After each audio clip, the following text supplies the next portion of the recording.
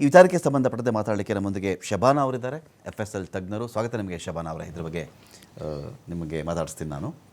ಇದೇ ವಿಚಾರಕ್ಕೆ ಸಂಬಂಧಪಟ್ಟಂತೆ ಸ್ವಲ್ಪ ಹೊತ್ತಾದ ನಮ್ಮನ್ನು ದಿನೇಶ್ ರಾವ್ ಅವರು ಕೂಡ ಜಾಯ್ನ್ ಆಗ್ತಾರೆ, ಫಾರೆನ್ಸಿಕ್ ಎಕ್ಸ್ಪರ್ಟ್ ಅವರು. ಆ ನಂತರದಲ್ಲಿ ಸೌಜನ್ಯ ವಸಿಷ್ಠ ಅವರು ಕೂಡ ನಮ್ಮ ಜಾಯ್ನ್ ಆಗ್ತಾರೆ ಸ್ವಲ್ಪ ಸಮಯದ ನಂತರದಲ್ಲಿ. ಮೊದಲು ಶಬಾನಾ ಅವರು ಕೇಳ್ತೀನಿ. ಶಬಾನಾ ಅವರೇ, ಇದು 1000 ಡಿಗ್ರಿಯಲ್ಲಿ ಬೆಂದು ಹೋಗಿರತಕ್ಕಂಥ ದೇಹಗಳಿವು. ಅನೇಕ ತಜ್ಞರು ಹೇಳ್ತಾ ಇದ್ದಾರೆ ಇದ್ರ ಬಗ್ಗೆ. ದೊಡ್ಡ ಸವಾಲಿನ ಕೆಲಸ ಇದು. ನಿಮಗೆ ಕೂದಲು ಸಂಗ್ರಹ ಮಾಡ ಅಂದರೆ ಎಲ್ಲ ಬೂದಿಯಾಗೋಗಿರುತ್ತೆ. ಇನ್ನೊಂದು ಕಡೆ ಸರಿಯಾದ ಗುರುತುಗಳಿಲ್ಲ. ಯಾರೋ ಒಂದು 6 ಜನಗಳ ಶವ ಮಾತ್ರ ಪತ್ತೆ ಹಚ್ಚಿದ್ದಾರೆ. ಕೆಲವರು ಬಂದು ಮುಖಚರ್ಯಲ್ಲೇ ಹೇಳ್ಬಿಟ್ಟಿದ್ದಾರೆ. ಮೊದಲು 4 ಜನದ್ದು ಹೋಗಿದೆ ಆ ಥರದಲ್ಲಿ. ನಿನ್ನೆ ಒಂದು 6 ಜನದ್ದು ಮ್ಯಾಚ್ ಆಯಿತು, ಏನೋ ಕಳಿಸ್ಕೊಟ್ಟಿದ್ದಾರೆ. ಇನ್ನು ಉಳಿದಿದ್ದಾರಲ್ಲ ಒಂದು 250ಕ್ಕಿಂತ ಮಿಗಿಲಾಗಿರ್ತಕ್ಕಂಥ ಜನ, ಏನು ಸವಾಲು ಏನಿದೆ ಇದರಲ್ಲಿ? 1000 ಡಿಗ್ರಿ ಸೆಲ್ಸಿಯಸ್ನಲ್ಲಿ ಒಂದು ಬಾಡಿ ಬರ್ನ್ ಆದಮೇಲೆ ನಾವು ಪತ್ತೆ ಹಚ್ಚೋದು ಏನನ್ನ ಅಂತ? 1000 ಡಿಗ್ರಿ ಸೆಲ್ಸಿಯಸಲ್ಲಿ ಇವಾಗ ಬರ್ನ್ ಆಗಿದೆ ಅಂದರೆ ಬೂದಿಯಾಗಿ ಸುಟ್ಟು ಹೋಗಿರುತ್ತೆ, ಏನೂ ಸಿಗಲ್ಲ. ಸಿಕ್ಕಿದ್ರೂ ನಮಗೆ ಸಿಗೋದು ಫಸ್ಟು ಬೋನ್ಸು. ಓಕೆ. ಸ್ಕಲ್ ಸಿಕ್ಕಿದ್ರೆ ಫೇಶಿಯಲ್ ರಿಕಗ್ನಿಷನ್ ಮಾಡ್ಬೋದಿದೆ. ನಮಗೆ ನಾರ್ಮಲಾಗಿ ಮೆಜರ್ಮೆಂಟ್ ಚೆಕ್ ಮಾಡಿ ಫೀಮೇಲೋ ಮೇಲೋ ಅಂತ ಹೇಳ್ಬೋದಿದೆ. ಫೇಶಿಯಲ್ ರಿಕಗ್ನಿಷನಿಗೆ ಅಷ್ಟು ಇಂಟ್ಯಾಕ್ಟಾಗಿ ಸಿಕ್ಕಿದೆ ಅಂದರೆ ನೆಕ್ಸ್ಟ್ಗೆ ಹೋಗ್ಬೋದಿದೆ. ಏನಾದರೂ ದಂತಗಳು, ಹಲ್ಲು ಇದು ಸಿಕ್ಕಿದೆ ಅಂದರೆ ರೂಟ್ಗೆ ಹೋಗಿ ಚಾನ್ಸಸ್ ತುಂಬ ಲೋ ಇರುತ್ತೆ. ಅಲ್ಲಿ ನಮಗೆ DNA ಸಿಗುವಂಥ ಚಾನ್ಸಸ್ ಇರುತ್ತೆ. ಅಟ್ಲೀಸ್ಟ್ ಸೆಲ್ ಸಿಕ್ಕಿಲ್ಲ, ನ್ಯೂಕ್ಲಿಯಸ್ ಕರೆಕ್ಟಾಗಿ ಇಂಟ್ಯಾಕ್ಟ್ ಆಗಿದೆ ಅಂದರೆ ಅಲ್ಲಿಂದ ಮಾಡ್ಬೋದಿದೆ. ಇನ್ನೊಂದು ಚಾನ್ಸಸ್ ಏನಂದರೆ ನಮಗೆ ಮೈಟೋಕಾಂಡ್ರಿಯಲ್ DNA, ಇದು ನಮಗೆ ಆಲ್ಮೋಸ್ಟ್ 500 ಡಿಗ್ರಿ ಸೆಲ್ಸಿಯಸ್ಗಿಂತ ಜಾಸ್ತಿಗೆ ಬರ್ನ್ ಆದರೆ ಮೈಟೋಕಾಂಡ್ರಿಯಲ್ DNA ಸಿಗೋ ಚಾನ್ಸಸ್ ಮಾತ್ರ ಇರುತ್ತೆ. ಬೇರೆ ಯಾವ ಸೆಲ್ಸ್ ಕೂಡ ಅಷ್ಟೊಂದು ಇಂಟ್ಯಾಕ್ಟಾಗಿ ಇರಲ್ಲ. ಇವನ್ ಅದೊಂದು ನ್ಯೂಕ್ಲಿಯಸ್ ಇರೋದ್ರಿಂದ ಅಲ್ಲಿಂದ ನಾವು SNP, ಶಾರ್ಟ್ ನ್ಯೂಕ್ಲಿಯರ್ ಟ್ಯಾಂಡಮ್ ರಿಪೀಟ್ಸ್ನ ಇದನ್ನು ಮಾಡಿ ಅಲ್ಲಿ ಮ್ಯಾಟರ್ನಲ್ ಸೈಟ್ಸ್ ಫ್ಯಾಮಿಲಿ ಏನಿರುತ್ತೆ ಅವ್ರ ಕಡೆಯಿಂದ ಅವರ DNA ಸ್ಯಾಂಪಲ್ ಕಲೆಕ್ಟ್ ಮಾಡಿ ಕಂಪೇರ್ ಮಾಡಿ ಓಕೆ ಈ ಫ್ಯಾಮಿಲಿದೆ ಅಂತ ಹೇಳ್ಬೋದಿದೆ. ಇಲ್ಲ ಬೋನ್ ಮ್ಯಾರೋ ಸಿಕ್ಕಿದ್ರು ಸೇಮ್ ಪ್ರೊಸೀಜರ್ ನಾವು ಫಾಲೋ ಮಾಡ್ತೀವಿ. ಬಟ್ ಇಲ್ಲಿ ಆಗಿರೋ ಸಿಚುವೇಶನ್ ಹೇಗಿದೆ ಅಂದರೆ 1000 ಡಿಗ್ರಿ ಸೆಲ್ಸಿಯಸ್ ಪ್ಲಸ್ ಆಗಿದೆ.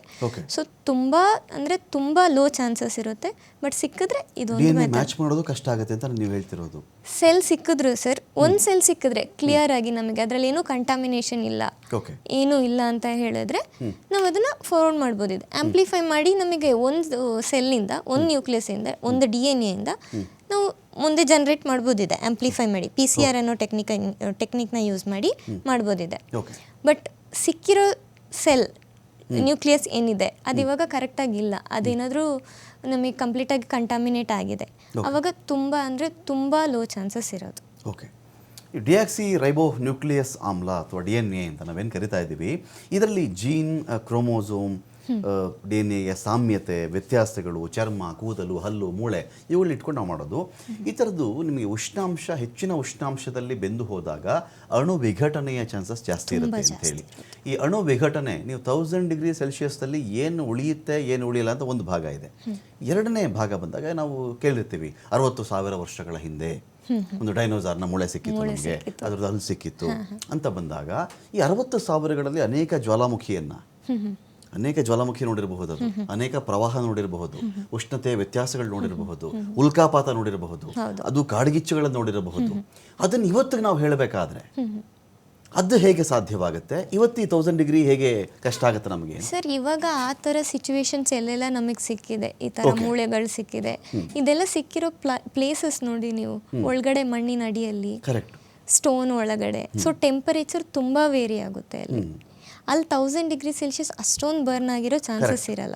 ಸಿಕ್ಕಿದ್ರೂ ಕೂಡ ಅಲ್ಲಿ ಬೋನ್ಸ್ ಈ ಥರ ಸಿಕ್ಕಿರುತ್ತೆ. ಆ ಬೋನ್ ಒಳಗಡೆ ಇರೋ ಬೋನ್ ಮ್ಯಾರೋದಿಂದ ಅಲ್ಲಿ ಟೆಂಪರೇಚರ್ ಮತ್ತೆ ಡಿಫರ್ ಆಗುತ್ತೆ.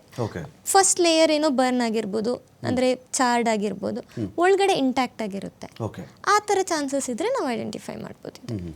So this is completely different. Madam, ಹಾಗಾದ್ರೆ ಈಗ ಎಲ್ಲ ಕಡೆ ವಿಮಾನ ಅಪಘಾತಗಳಾಗಿರೋದು ನಾವು ಗಮನಿಸಿರ್ತೀವಿ.